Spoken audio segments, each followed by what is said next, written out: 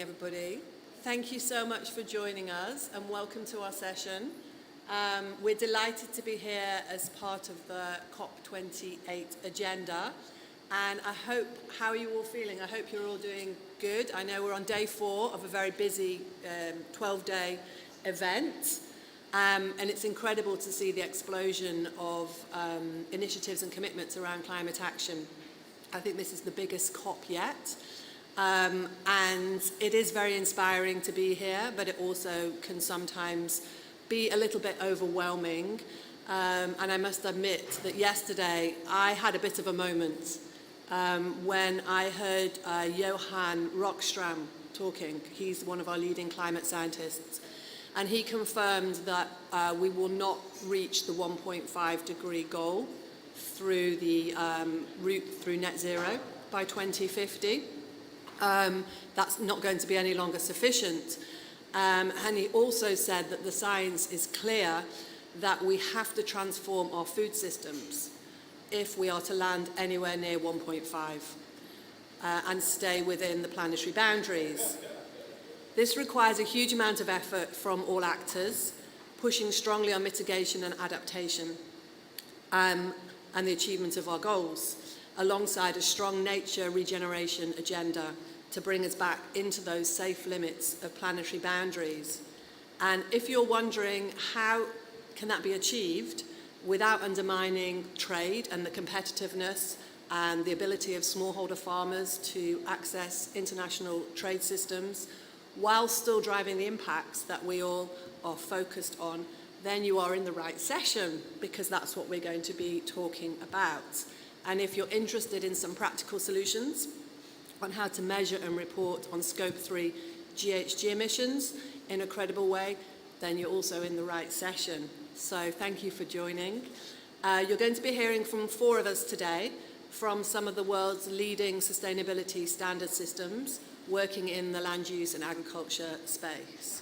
You're going to learn a little bit about the leadership role that credible standards play in advancing climate action around the world, and you'll hear some examples of the tools that we have developed and thoughts on next steps that need to be taken to enable and accelerate the transition. We won't spend the whole 90 minutes. We'll probably be spending about an hour together with our presentations and with time for questions from the audience. And then we invite you, if you'd like, to join us for refreshments in the Lebanese restaurant opposite. We've organised some nice meze and drinks, so please feel free to stay with us to the end and join for a nice little reception. Agriculture and global value chain are deeply interwoven, and in the absence of legal and policy frameworks that support the delivery of our Sustainable Development Goals, a family of voluntary standard systems emerged as multi-stakeholder initiatives to drive sustainability through leveraging trade and building on market dynamics. And that's why we are really happy that this session is on the Trade Day, because over the past few years, the voluntary standard systems have gained real momentum in the governance of international trade and production, particularly in agricultural commodities. And yet our effect on trade can be contested. Sometimes we're seen as a catalyst and an enabler of trade, and at other times we're seen as a barrier. A barrier because almost always there's a cost to the producer in closing the gap, and without shared responsibility for bearing those costs across the whole value chain, it's a heavy lift. And it also risks exclusion of small-scale producers who are so intrinsic to our food systems. And they might end up losing access to valuable markets. And that's a factor that we'll be speaking about today as well.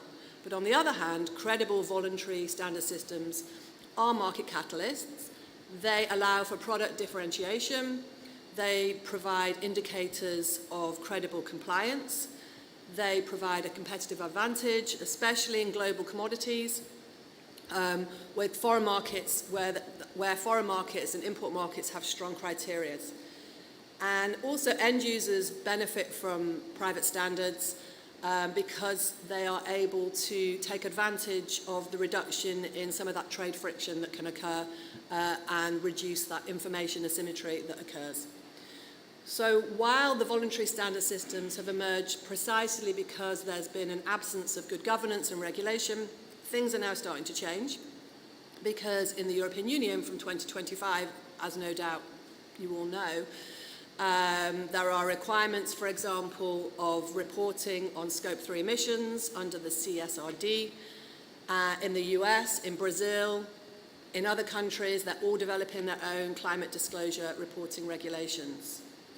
So today we're going to focus on agriculture and emissions embedded in long and complex global value chains. Every sector and business will have its own challenges, but we believe that by working together in multi-stakeholder initiatives, so much more can be achieved. So I just want to introduce you to a fantastic organisation called ISEAL. ISEAL is a membership organisation for ambitious, collaborative and transparent sustainability systems. All of us today, and I'll shortly introduce the speakers, are members of ISEAL. And myself and Maggie and JD also sit on the ISEAL board, actually. So I just wanted to spend a couple of minutes talking about ISEAL, because it has a growing network of standards across all sectors to drive impact and make markets a force for good, from the climate emergency, biodiversity crisis, to human rights and poverty issues. And the world needs scalable and effective solutions. And the ISEAL membership works across more than 100 countries in sectors spanning forestry and seafood, biomaterials, extractives, agriculture, including, as I said, those of us sitting here today. ISEAL is built around a framework of credibility principles that are enshrined in codes of good practice. They're a global reference on credible practice for sustainability systems, and they ensure high integrity and credibility in the work that we all do. They also help business and governments make informed choices about the systems that they choose to work with, pushing schemes to further improve. And credibility really is the name of the game when talking about standards, assurance and claims, as we are being stress tested by regulators and businesses looking for new tools. And here in the climate space, we're now talking about some of these highly influential, I don't know if highly influential, but influential voluntary standard systems are coming to the fore for monitoring, reporting and verification in carbon markets, and we'll be talking about that as well. So I'll just leave that up if you want to scan it and find out more about ISEAL's work. And now I'd like to bring you on to introducing our speakers. So we have with us online from Malaysia, Joseph de Cruz. Hello, Joseph. Can you hear us okay?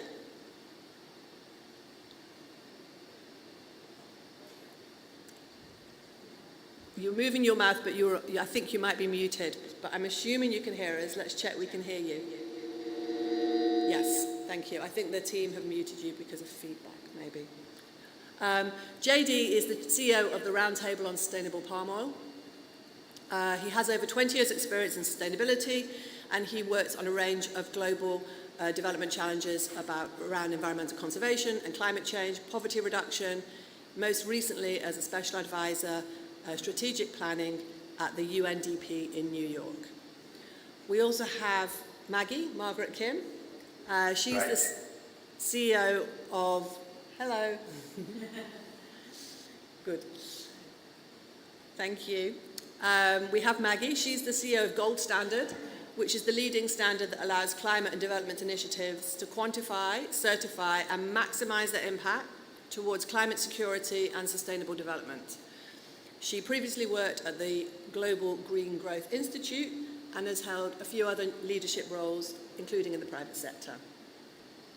Elena, who is the CEO of the Roundtable on Sustainable Biomaterials, sorry, could not be here. She's snowed in, unfortunately. So we're joined at the last minute by Hannah Walker. Would you like to briefly introduce yourself, Hannah?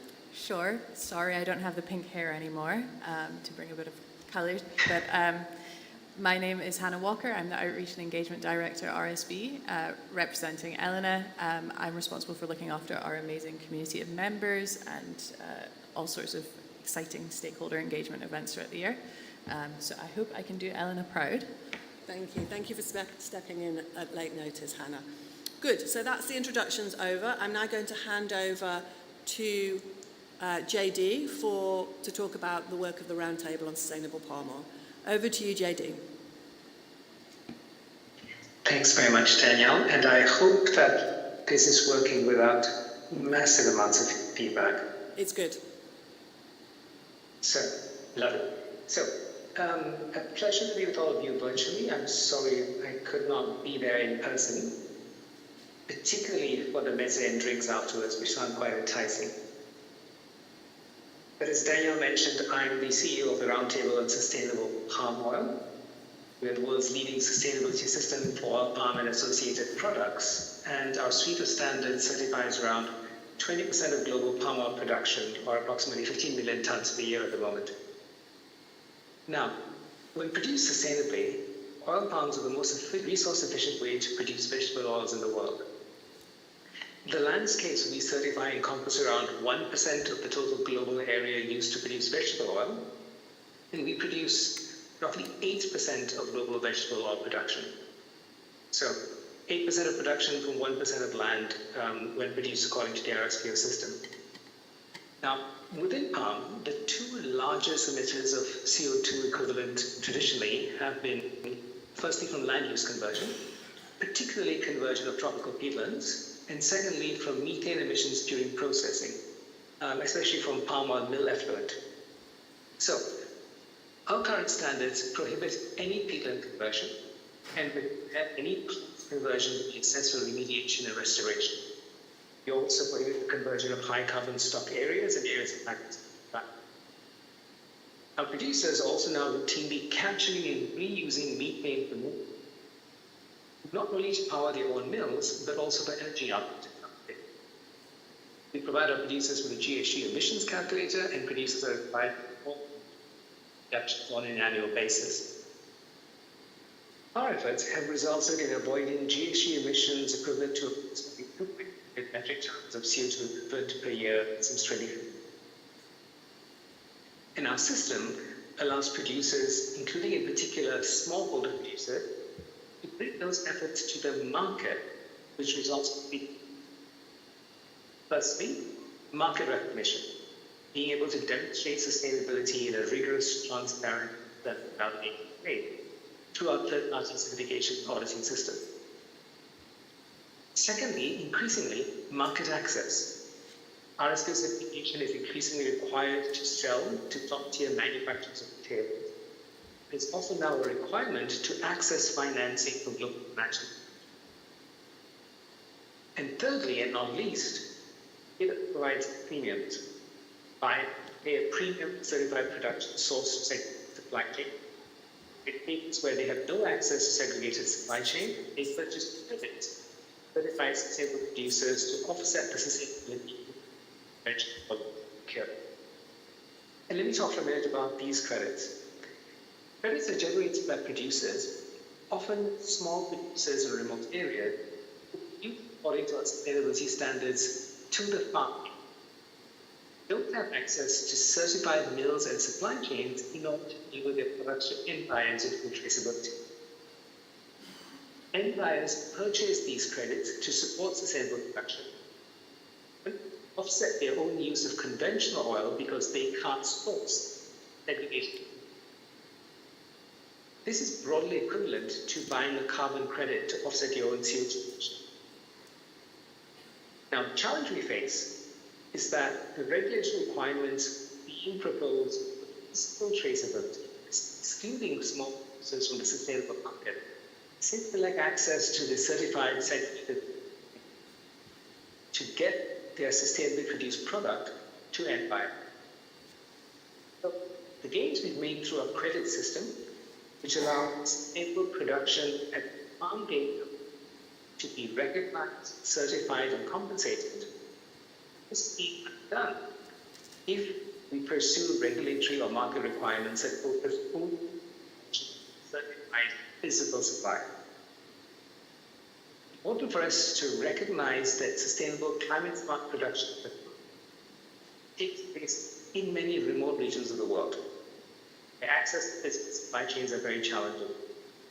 We might take, through our credit system and others, to continue to recognize and support this production without requiring the onerous and unfeasible traceability and buyer.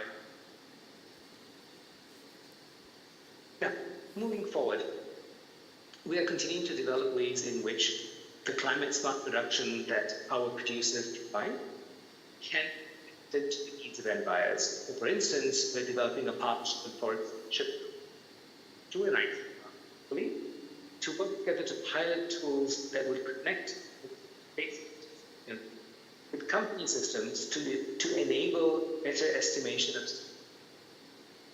major palm oil ingredients used in production.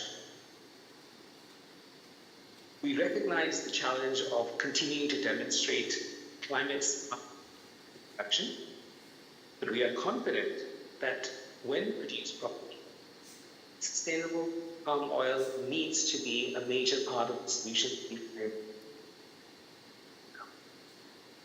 Daniel, I'm going to hand back to you at this point. There is a tremendous echo in my ear, so I hope that actually.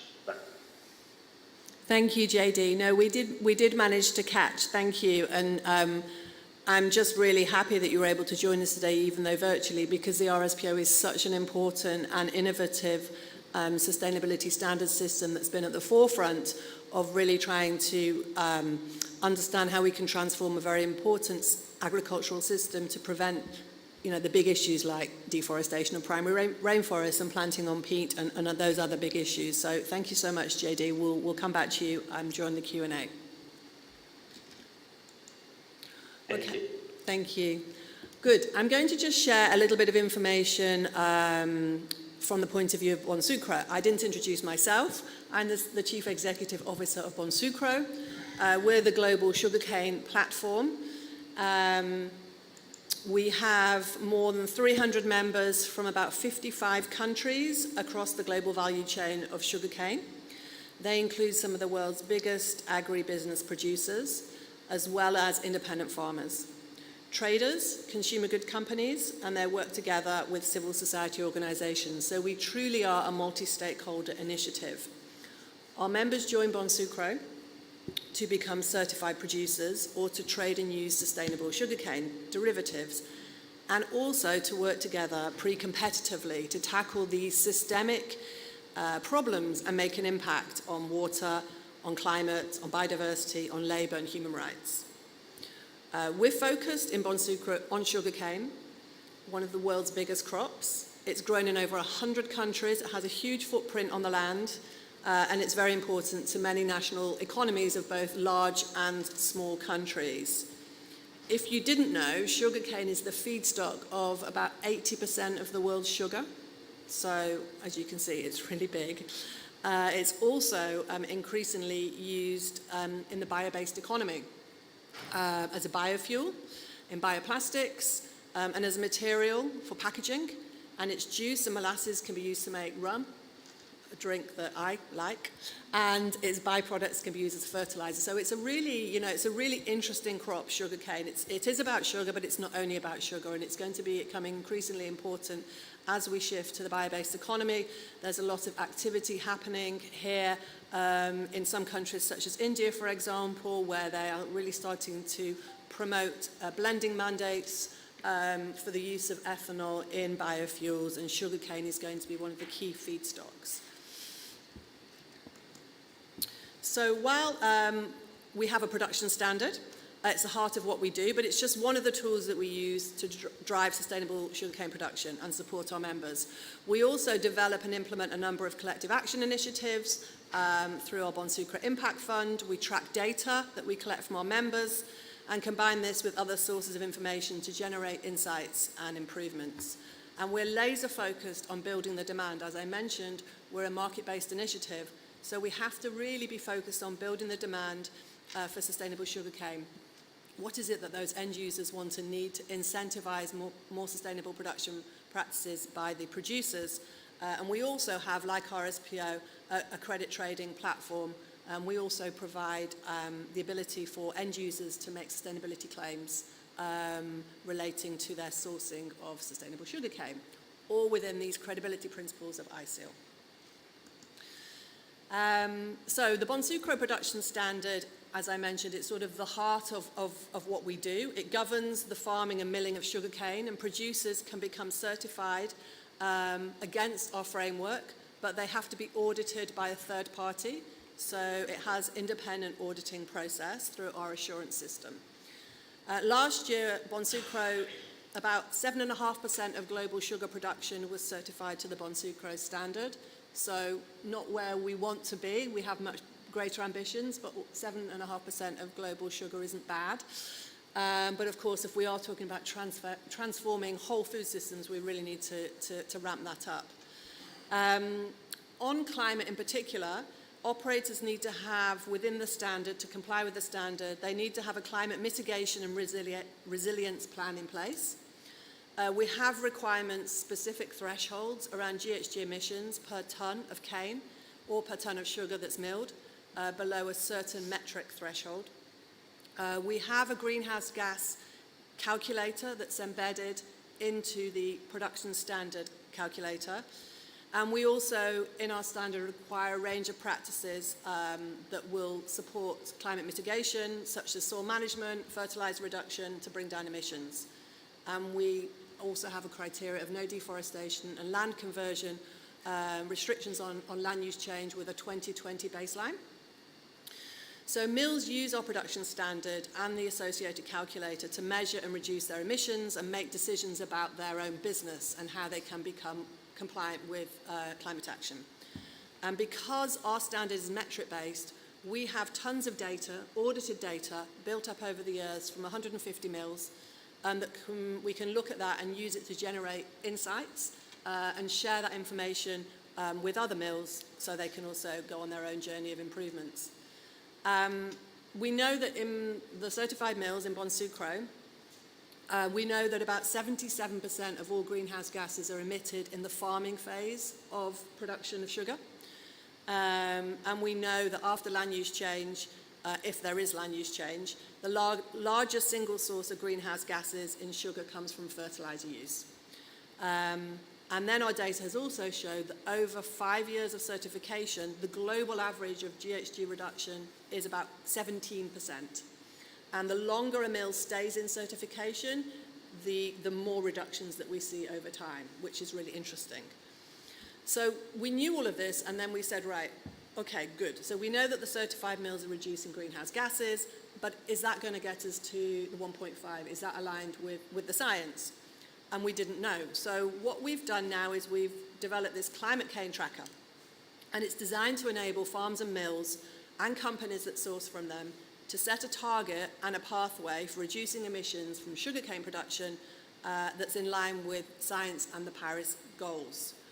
We designed it to complement the Science Based Targets initiative using their open source methodology for commodity-specific pathways within FLAG, but we built it ourselves. It will provide a year-on-year reduction rate for mills that are specific to that producer based on their own growth, the region where they operate, and overall production forecasts for the industry. And it allows companies, therefore, to create a really credible reduction pathway, but also at the same time, if they're growing their overall business, it will be calculated on the basis of emissions intensity. Our Bonsucro calculator also follows the GHG protocol to calculate in terms of our calculations, and the climate cane tracker. If you don't have your own data from certification, you can still use the tracker and use default data that's embedded in it. So during the pilot of our tool, I think about 22 companies participated in the pilot. We discovered that most of our members, and this includes some really big sugarcane producers, have not yet set Scope 3 targets, which means that we've got a real potential to make some progress and some impact. Because in our membership, in Bonsucro, are companies producing about 20% of the world's sugarcane, So there's a significant potential there. And on our members' side, we have companies who represent approximately 25% of global sugar demand. So within our membership, even though like it's only 300 companies, actually there's a really big footprint there. Looking downstream, we also, as I mentioned, continuously working on a value proposition. So we spoke to the end users and said, what's important to you? Do you want to make credible carbon claims? Yes, they do. Can the Bonsucro system be a tool for you that you feel comfortable, and we feel comfortable, to enable those claims to be made on products and those claims to be credible? Not quite yet. We're not quite there yet for some reasons that are to do with wider sort of issues. Because firstly, many companies, the end users, are not buying only Bonsucro certified sugar. So at a company level, they may have their own reporting and accounting methodology that's not necessarily aligned to the Bonsucro certified accounting methodology on greenhouse gases, and therefore they need to be comfortable with some level of alignment between their accounting methodology, our accounting methodology, so there's no double counting and so on and so forth. So that needs to be worked through. And also there's still not a consensus on the application of certification schemes within the greenhouse gas protocol. And it doesn't yet allow companies to source mass balance. And the Bonsucro system is a mass balance system. So we are looking and engaging with the relevant stakeholders to see about where that's going to go. And I understand there's a consultation coming up next year around GHG protocol, and we can talk about that in the Q&A session. And then I just wanted to also touch on the fact that we have our Bonsucro Impact Fund. We're investing grants that are generated from the sale of Bonsucro credits. So we have a credit trading platform where producers who are certified can sell their sort of sustainability premium, an end user can buy it. We at Bonsucro receive a small fee for facilitating that trade, but we invest that back in our Bonsucro Impact Fund, and we generate grants for innovative projects, particularly on climate action and with smallholders. And we've just closed the second year of grant making and supporting smallholders in Pakistan, supporting regenerative practices in Mexico, and supporting other innovations like an Internet of Things and smart ag in Brazil. So a real wide range. So I will end there, and I'm going to hand over now to you, Anna. Thank you so much. You can skip past that one. I've got more slides. Okay, so thank you all so much. And I am going to talk specifically around some really concrete tools that RSB has to catalyze climate action. Before I do that, I will very briefly introduce RSB. We are the Roundtable on Sustainable Biomaterials, and we exist to support the transformation away from a fossil-based and reliant economy to a bio-based and circular one.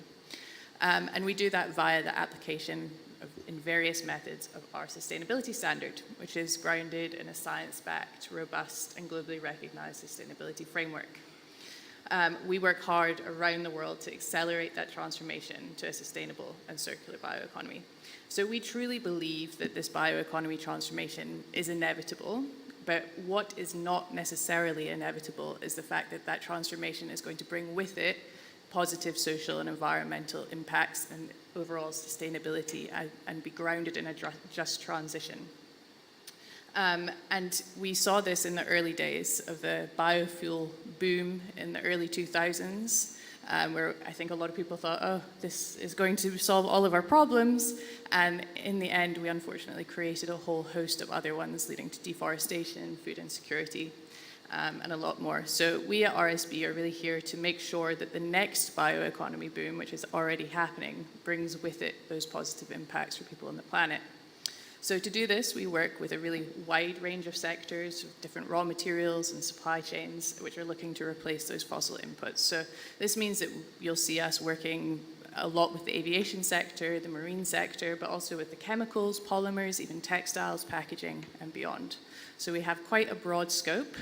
And Our sustainability framework has been built over many years of multi-stakeholder dialogue and represents a really holistic vision for the production and use of biomass and other circular inputs to feed a bioeconomy. So as you can see here, greenhouse gas emissions, while incredibly important, are just one piece of a puzzle that incorporates a whole range of social and environmental as well as legal requirements. So when I get into talking about tools for climate action, every tool I speak about is going to be based and built on this solid foundation. And maybe just to very briefly show, we have almost 150 RSB members, and I'm quite jealous of your slide. I think now that we've reached that number, it might be time to split things up a little bit better. And these members, much like with Bonsucro, join RSB to access thought leadership, the opportunity to participate in pre-competitive learning and developing new knowledge, and then to play a really active role in the development of our sustainability standards. So as you can see here, there is a very strong aviation contingent, but you'll also see consumer brands like Target and P&G, our NGO members. We also have, marine sector and academia in there. So to achieve that vision of a truly just and sustainable bioeconomy, we form coalitions of diverse global industry, policymakers, and other stakeholders across a series of activities. I'm going to focus in on our implementation activities in a moment, as these are really the kind of pure, excellent examples of tools. But we do also offer a full certification system, which is applicable across the whole range of diverse raw materials, supply chains, novel technologies, and end products that make up a bioeconomy, and that provides a claim that demonstrates the real positive social and environmental impacts. We also play a really big role as a convener. As I mentioned on the membership slide, we enable collaboration on innovation and bioeconomy topics in a pre-competitive environment. We bring together our members in events and networking opportunities and through a series of really topical platforms that enable discussion, learning, and the development of that new knowledge, covering a really wide range of topics, including sustainable marine fuels, aviation policy, biomass policy globally, and much more. Now, let's get into the tools. Sorry, this is my last slide, I promise. There's a lot on it. So we have various tools in this toolbox to advance climate action on top of the RSB certification system. So these fall into two major areas. So firstly, our decision-making frameworks, which support policymakers, investors, and industry to direct major investments in hard-to-abate sectors, and our trust-building approaches for the necessary innovative tools we need to rapidly accelerate climate action. So let's first look at those RSB tools on the left. So RSB not only has its own tried and tested greenhouse gas calculation methodology, which for over a decade we have also provided a greenhouse gas calculation tool, which is built on this methodology and enables calculation of emissions for entire fuel and material supply chains from origin to end use. We also have a techno-economic tool. This is actually a really powerful tool that now brings in the financial element to analysis of different feedstock options and pathways, enabling an assessment of options according to not just greenhouse gas emissions, but also sustainability factors and costs. Zooming out and into the landscape level program, this incorporates our tools and goes further to bring an integrated approach to developing bioeconomy in specific regions. We recognize that the development of the bio-based and circular economy in a region touches several key areas such as agriculture, waste management, industrial development, policy, technology, market, and the investment environment. So, under our landscape level program, we bring together relevant regional stakeholders to develop knowledge, capacity, and financing momentum for the sustainable bioeconomy investments that we need before we reach the certification stage, meaning that we can build sustainability in from the ground up. Examples of this include, so one of our really impactful approaches is our sustainable feedstock resource assessment. This is where we look at a feedstock availability across a region. So we consider forward-looking impacts of climate change and demographic transition, and then also apply a filter of RSB sustainability requirements. This provides really powerful information on what feedstocks are going to be most relevant and sustainable for supporting that transition. And we have conducted large-scale published studies for sub-Saharan Africa and South America with other regions in development. A key factor in the success of this landscape-level work is the engagement of relevant regional stakeholders who will ultimately be the ones implementing our sustainability strategies. In Southeast Asia, for instance, where our programmatic work is focused on unlocking sustainable feedstocks for the aviation sector, we bring together investors, airlines, fuel and feedstock producers, government representatives, and the ASEAN network into a technical advisory group to advance sustainable aviation fuel development in the region. Overall, this programmatic work aims to engage the key regional stakeholders, support investment decisions based on long-term sustainable feedstock availability, enable sustainability certification for bio-based supply chains with an emphasis on rational, sustainable feedstock selection, ensure development of new material and fuel supply chains creates positive sustainability impacts across the landscape, and ultimately aims to build capacity and long-term use of these project outcomes. So we're currently implementing these programs with local partners in Southeast Asia, Sub-Saharan Africa, South America, and Europe, with program design happening in the US and Middle East as well at the moment. Now, just the last section. Moving over to this section on building trust. I think this is a key area for all of us at this table. As sustainability standards, trust and credibility are our bedrock. That experience in multi-stakeholder development, bringing together all relevant voices, including those that might not always have a seat at our table, gives our organizations really unique experience and expertise in building trusted solutions. And we apply that experience to the development of various market tools, with the prime example that I can give being the RSB book and claim system, which combines a normative framework for managing this chain of custody approach, a digital registry, and a recognition framework for other registries.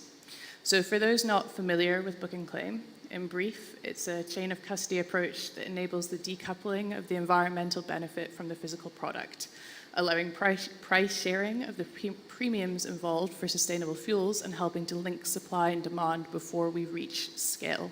It is a really vital tool, but also one that is really vulnerable to a loss in credibility. Claims are made on a physical product that might never have been in even the same region as a sustainable one. The risks are high and public perception is really easily impacted. So RSB has developed a system that we know can ensure that the claims that are made by book and claim are credible, not linked to double counting. And this has led us to partner with organizations around the world, that you can see some of the logos up there, who are looking to implement that same best practice in their own use of book and claim. We didn't actually kind of initially set out to take on such a leadership role on the book and claim topic, but time and again we've learned that unique credibility, the true multi-stakeholder consultation approach, and independence of a sustainability standard is what is really valuable to the industry. So yeah, we've been really pleased to have launched a digital book and claim registry for tracking transactions just a month ago, and it's already being used by some of these partners you can see on the slide. And actually we'll be back here at COP in 3 days to launch some really cool materials to help communicate and build that trust. So I think I went over time. I'm sorry. No, you're fine. Forgive me. No problem. Thank you. Lovely. Thank you, Hannah. Really interesting to see that all three of us actually have a book and claim system. I think RSPO might have been the first. Followed, thank you, RSPO, for innovating in the book and claim. It is a really valuable tool for trade. And now over, last but not least, to you, Maggie. Thank you. First of all, how are we all doing? It's 7 p.m. here in Dubai, and I can't believe you're still listening to this. So those of you who are connecting from far, I understand, but the ones here, I'm impressed. So, thank you. Yeah, let's give an applause.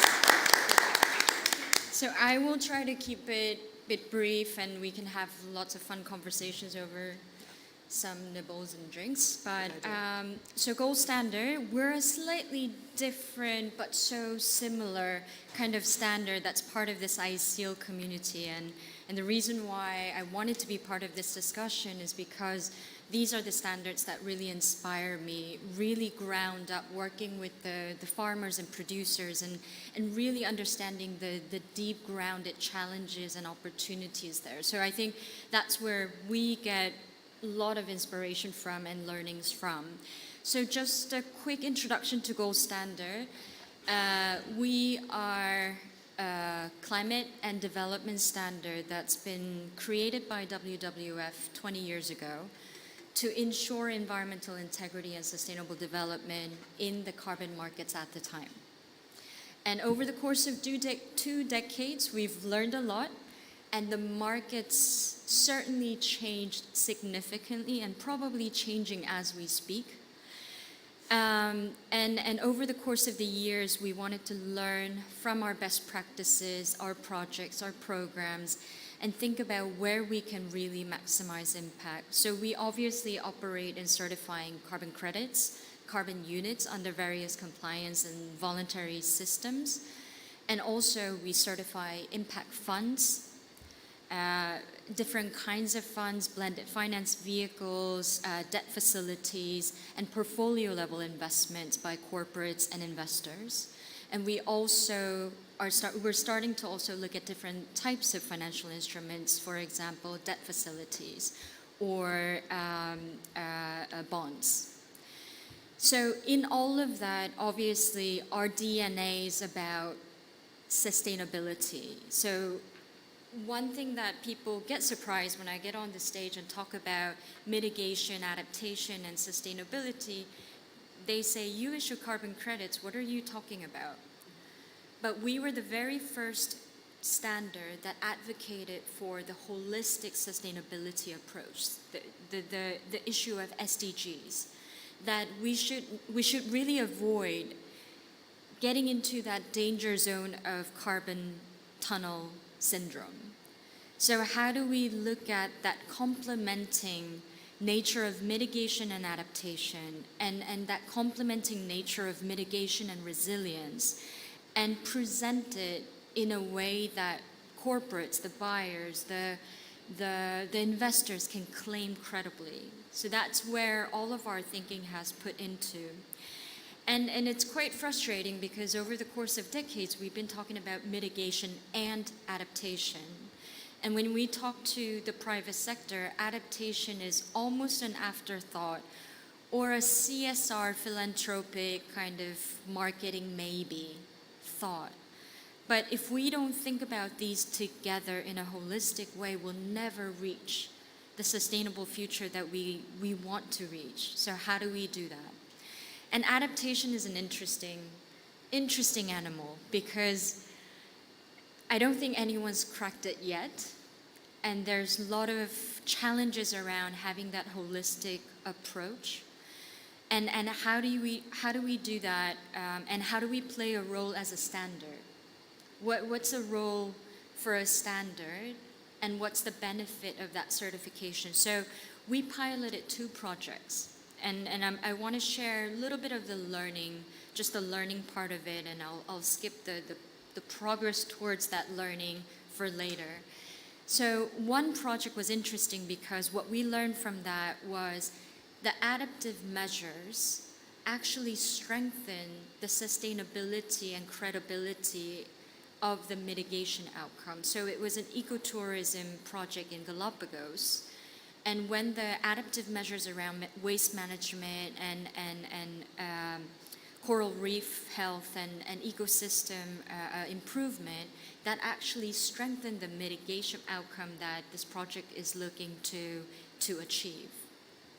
And in another case, in Philadelphia, we worked with the city government, the local government, to work through the adaptation measures. And what we learned there was, how do you close the gap between the high-level data points and the local data and knowledge that's there through a local consultation, local stakeholder consultation. So we're learning through these pilots, and we want to work with several standards out there and organizations out there to really think about what are the true pathways towards adaptation, and can we find some of the short and medium term opportunities to really blend the mitigation and adaptation measures and showcase that there is monetary value and there's financial value and return that comes with it. So that's something that we're working on, and we have brilliant people sort of coming from gold standards, so please reach out to us on details. And we're talking about nature. Obviously, nature is not passive. It's a powerful force when harnessed correctly that enhances our resilience against climate change. So the big question we're asking ourselves is how do we connect the dots between different sort of frameworks and definitions we have around the world? And as sustainability standards, how do we demonstrate? And often, standards get a reputation that you're a burden, you're a bureaucracy, you make it so hard for us. But can we use the standard process that's learned from decades of experience and data and failures and learnings?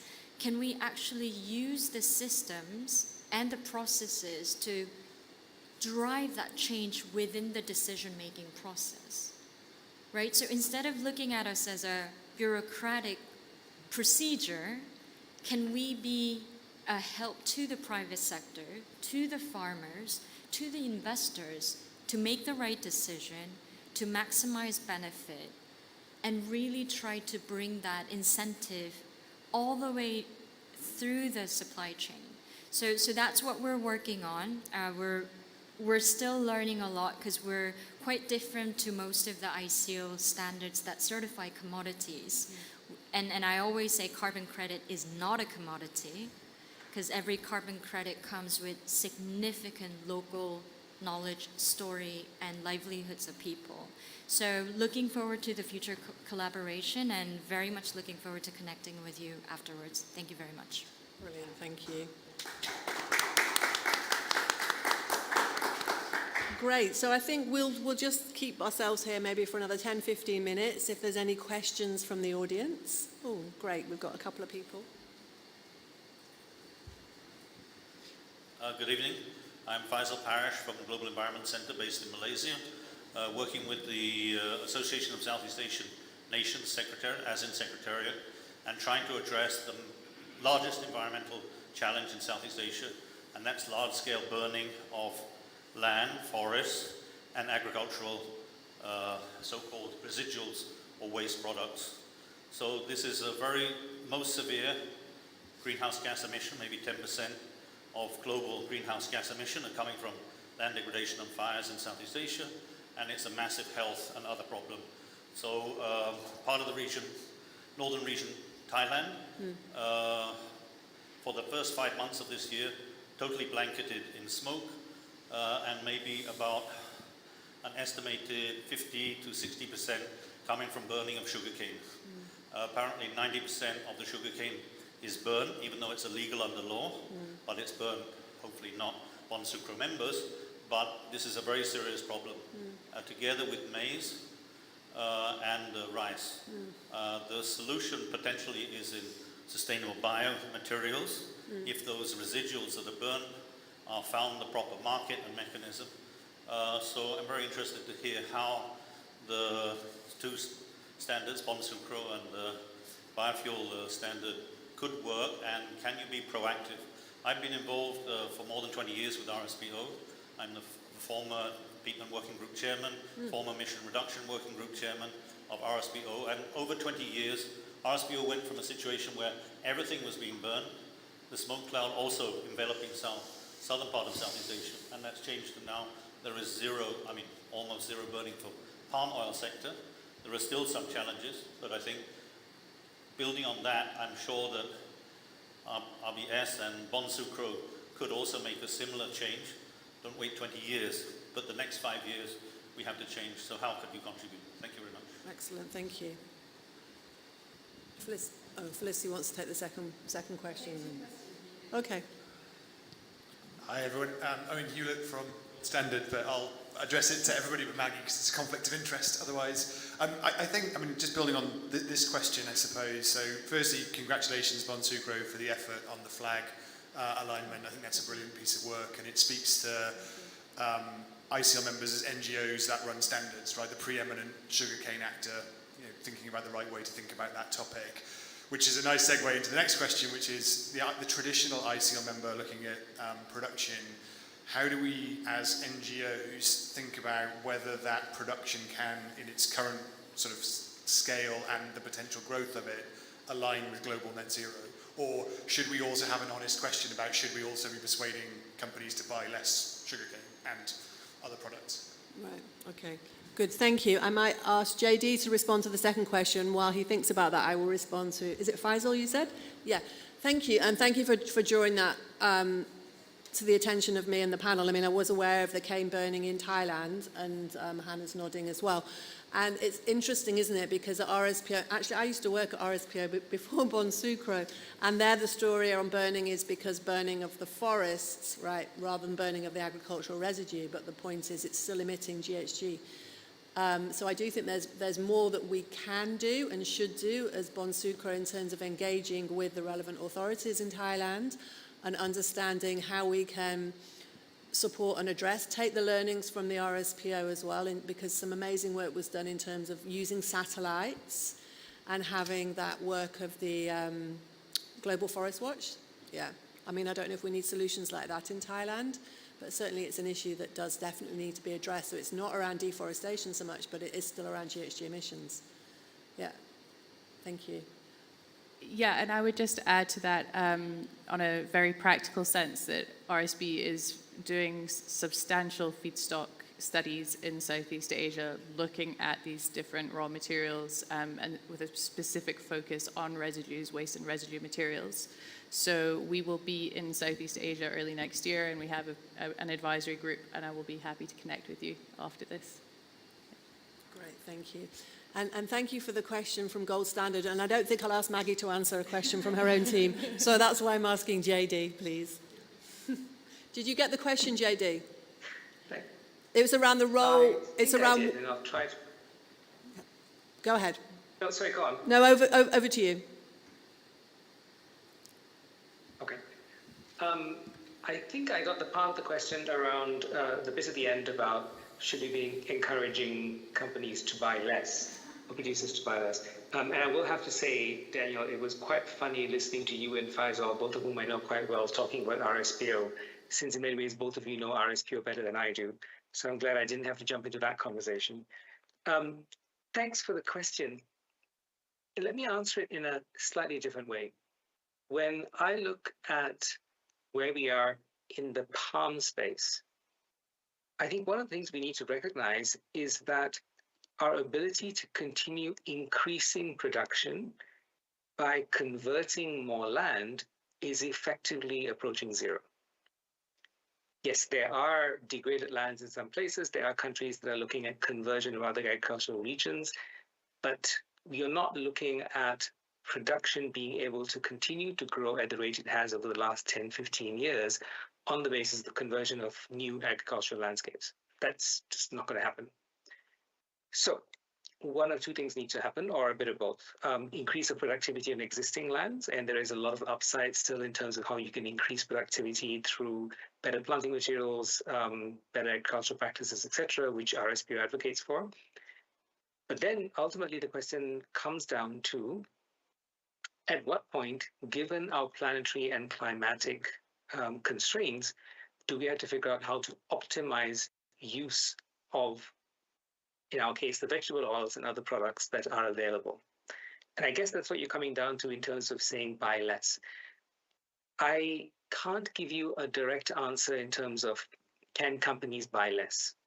I can say, however, that there's a lot more we need to do to optimize productivity and production and the use of these materials in supply chains to continue to meet very valid and necessary needs around the world.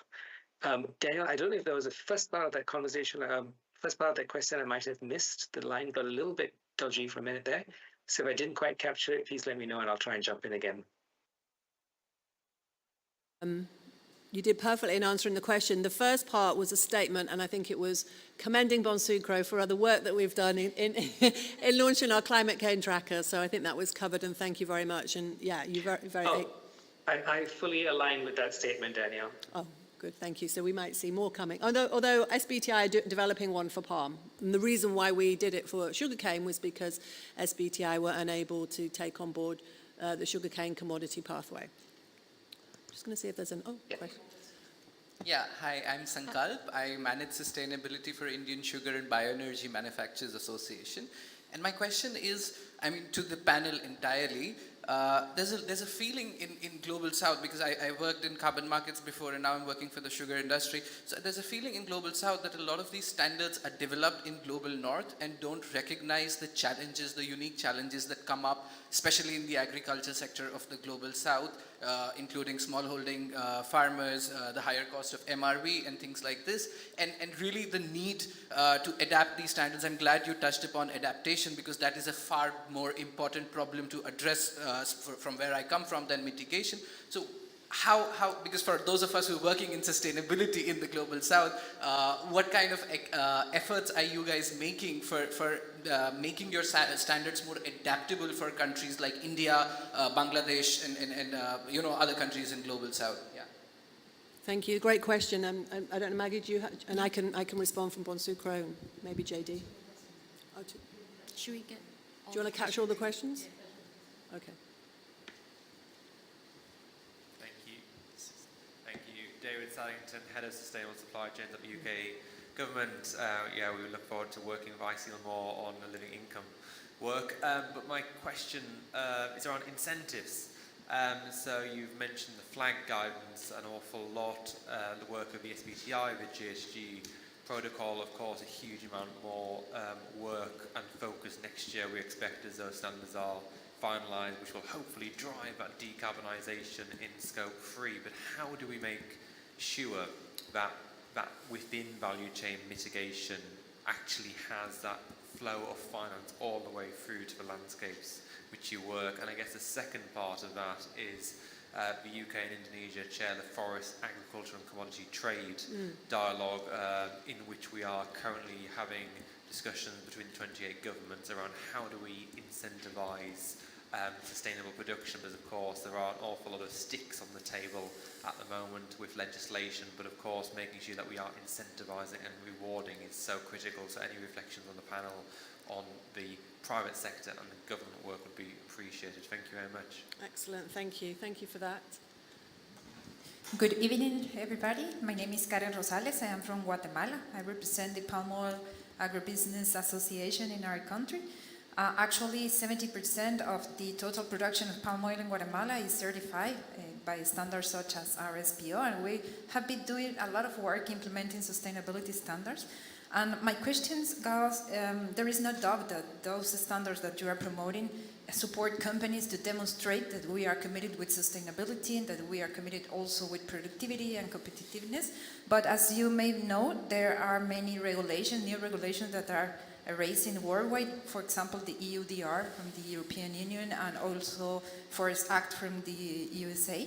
And my question is, how do you see that situation and what do we do and work together in order to promote that those regulations recognize those years and many efforts that business and private sector and companies and producers have been doing during those years in terms of sustainability, because the regulations are not doing, but they are not recognizing these certifications as a way to demonstrate compliance in terms of sustainability.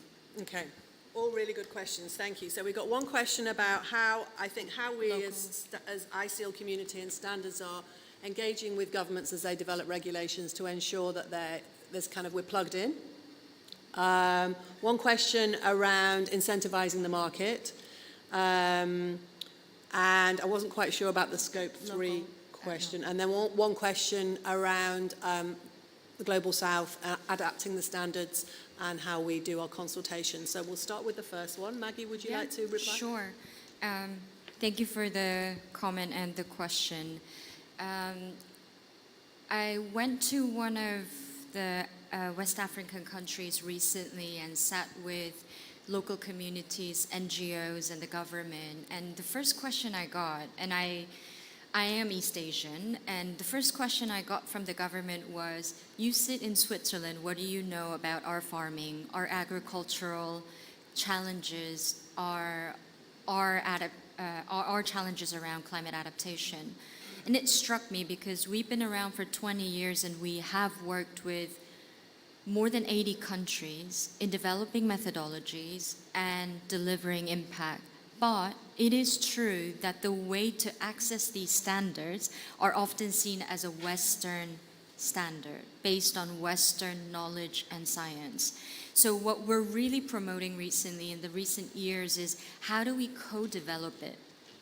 How do we co-develop the methodology and make that process accessible?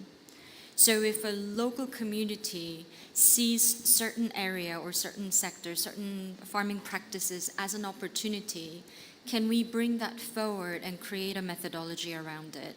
So we are working with, and after that eye-opening discussion with that government, basically I was quite surprised, within 10 months, we had 2 methodologies submitted by the country, addressing the local context. So I think this is something that I think the standards really need to work and communicate and engage the local stakeholders.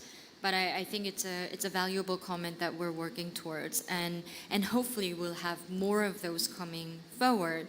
And just to add to that, I think a part of the solution is also digitization.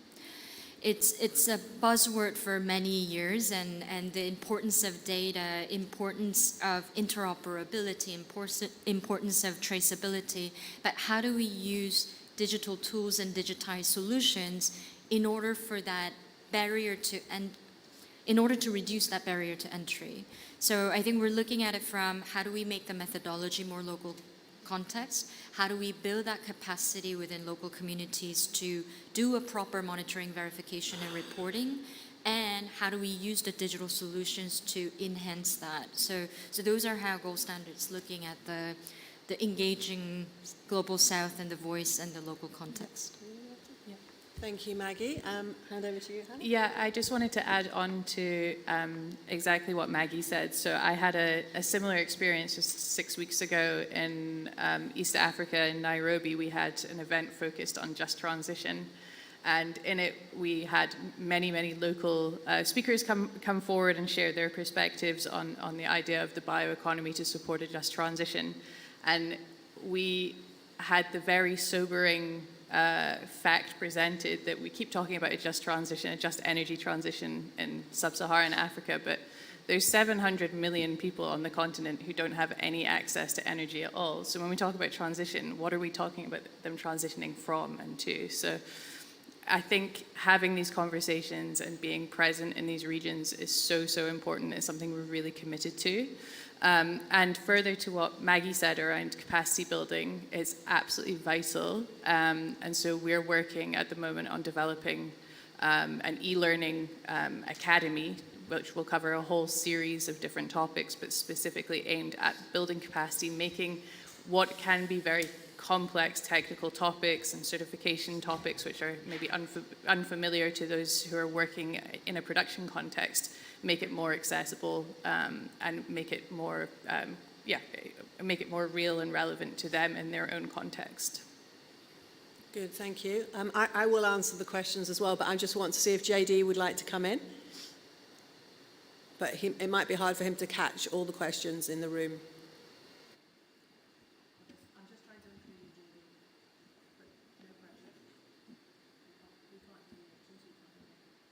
Thanks. I'm happy to quickly pick up on the question from Sankal. If you can hear me, I'm not quite sure whether I'm coming through. Okay. So Sankal, thanks for the question. This issue of aligning global standards with the realities on the ground in the global south, particularly when you're dealing with the people at the margins of our systems. We are very focused right now on the situation of smallholders. And that's something that also touches on Karen's point about global regulations. So this is something that we're very focused on right now. In the RSPO in 2019, we developed a derivative, an independent smallholder standard, aligned with our global production standard, but using metrics and basically MRV approaches that are more approachable for independent smallholder groups. So in ways like this, we are trying to see whether we can make these global standards, these global systems more accessible to local communities, local smallholders, and others. We also in the palm space have a growing movement of national standards being developed in many producer countries like Malaysia, Indonesia, elsewhere. And these, I think, are important for us, Sankal, because what the RSPO does is it aspires to be a global standard that pushes the boundaries of what sustainability means, how we define it, how we demonstrate it. So it is very much a standard that tries to be innovating and finding solutions for emerging sustainability challenges like climate change today. But if you want to lift an entire national industry, you also need to have a standard that works for everybody. And what we are seeing increasingly is that these national standards can play that role. They can, especially in places where these national standards are mandatory, they can become the baseline for what is minimally acceptable. What every producer, every player in a particular geography needs to align with in order to be considered sustainable, while RSPO plays the role we have always been, which is to be a minority of the global supply chain that works with those producers and those buyers that aspire to meet the highest standards and thereby continue to push the boundaries of what sustainability means and how we address these challenges. So I think there are different ways in which we can try to bridge these gaps, but I think it is very, very important as global standards that we recognize that we are not in a world anymore where there is a one-size-fits-all solution to these. And aligning and attuning what we do to different local contexts while still maintaining the rigor and coherence and credibility of a global reference standard is important as we move forward. Just quickly on Karen's question around EUDR and the Forest Act, Daniel, I'm going to leave that to you to answer because, hi Karen. Karen's heard me speak about this a number of times already and I think knows my views on this quite well, but I'm happy to come back in on that if you need me to. Thanks. Well fielded, JD. Thank you for that. Good. Okay. Well, I will address that. I mean, I don't have a definitive answer for you, I'm afraid. It is an ongoing conversation that we have within the ISEAL community. We had a retreat recently, a CEO retreat at ISEAL, and this was the topic of the day. How can we work together to raise more visibility, raise our voice in terms of like influencing governments as they're developing regulations? Because this is also why we put on the panel today. We wanted to demonstrate that, look, we're here. We've been going for 20 years, 15 years, many years. 15. Another 15 years. So we've been going for a long time. We've proven we've got impacts and we have a credible system. And we're seeing like a multiplicity of standards emerging now. And we really feel that we want to show some leadership and some leadership around credibility and governance, on what does good governance of a good standard system look like. It's not just about having a set of criteria on paper, it's about how the whole system works. So to your point around consultation, absolutely. Within the credibility principles of ISEAL, there is a requirement to do stakeholder mapping to try and identify the most affected communities to make best efforts to engage with them and bring them into the process. As one example. And so there's a whole, range of, we have to have a proper theory of change, we have to have a monitoring and evaluation system, we have to have really good data governance, so we're really thorough code compliance standards with ISEAL. And we all share the desire that we can share that learning and support the rest of these sort of emerging standards that are coming up through this space as well, and really try the other challenge that but also one that we're addressing is the interoperability of standards, which is also being discussed a lot. And that's a little bit like the interoperability within formal frameworks like regulations, as well as informal frameworks as well as at a corporate level. As I mentioned in my presentation, corporates have got their own accounting systems, and then they plug in a standard, and even that's a mess. So we really need to, you know, keep figuring out the alignment, but really focus on governance, but also let perfection not be the enemy of the good. I don't know if that's the right expression, as well. And not just like keep holding back until like things are absolutely perfect, because we do not have the luxury of time on our side. And also to your point about how do we incentivize the market, how do we stimulate market demand? I mean, that is something we in Bonsucro, and I'm sure in your organization and in JD's organization and yours, have to look at all the time. We're in constant dialogue with the market, with the end users, what's important to you. I mean, I can say one thing that's emerging now is end users are not, they don't only want to now report on responsible sourcing, they want to make impact claims. They want to make impact claims, they want to make a claim on water, on carbon, on biodiversity. So now we have to figure out, well, what does a credible impact claim look like? And that's where we're at now, really trying to figure that out. Good, thank you. Any more questions? Yep.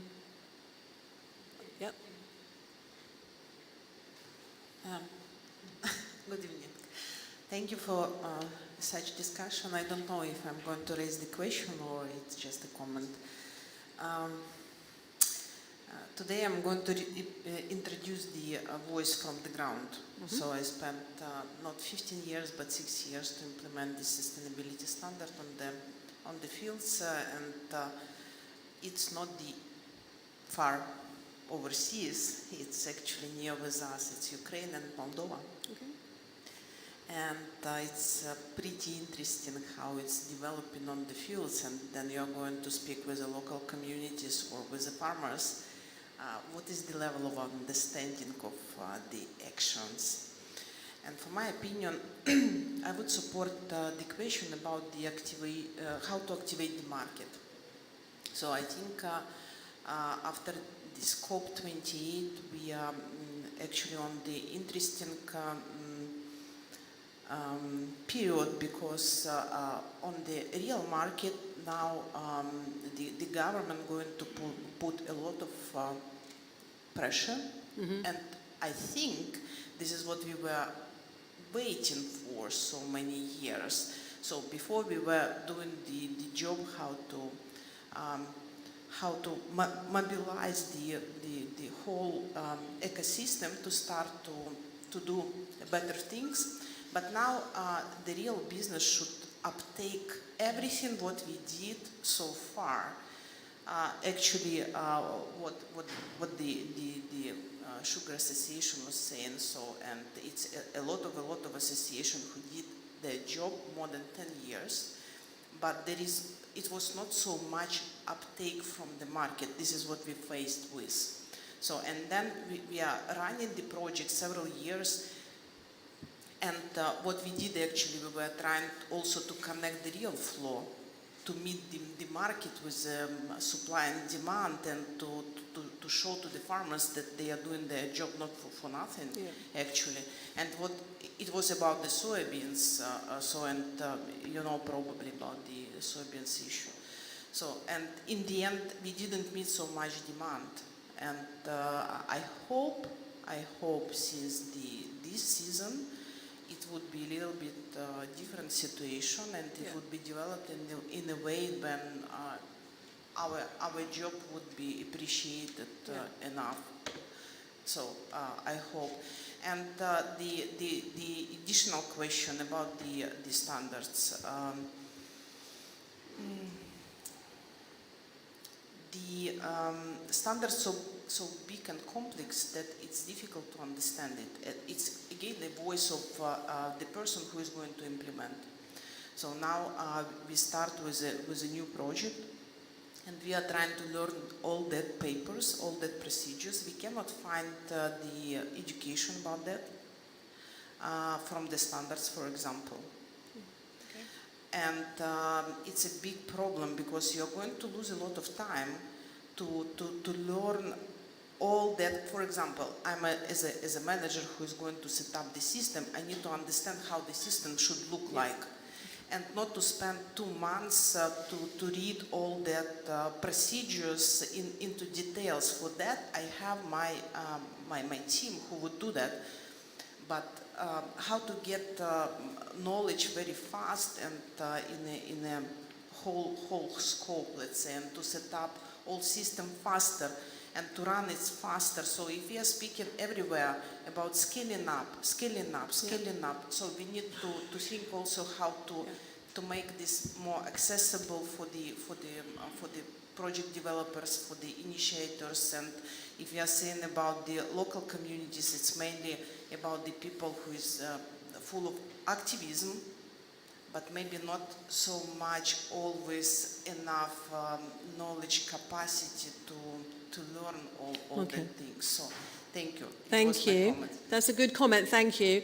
I mean, that market demand, I didn't even fully answer it. Certainly, regulation is a key driver of market demand. And now, in many of these markets, it's really about a legal risk. It's not just, previously it was a reputational risk to companies on the demand side. Then it was a reputation and a resilience risk, resilient supply chains. Now it's a key legal risk. So certainly governments can move the market. And your other point is well taken, and maybe we can discuss it over meze and drinks in the restaurant opposite around how we can support farmers better and producers in terms of demystifying the requirements and standards. You mentioned about an e-learning platform. We're developing one as well. So it's a really key point. Are there any other burning? Oh, thank you. The lady in the suit. Mm-hmm. Hi, my name is Rachel with the Singapore delegation. So just curious about, I'll keep it short. As we kind of bring more smallholder farmers into this push for like access to carbon markets, etc., certification, what do you feel like are the biggest barriers in bringing them along on this journey and granting their access to markets, etc.? Yeah, just out of curiosity. Join together. Thanks. I just see that this is such a group of resilient community.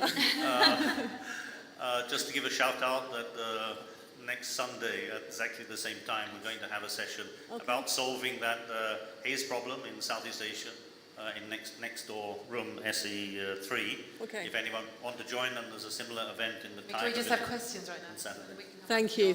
Thanks for that. Yeah, I'll join virtually because I won't be here, but I'd love to join. Thank you.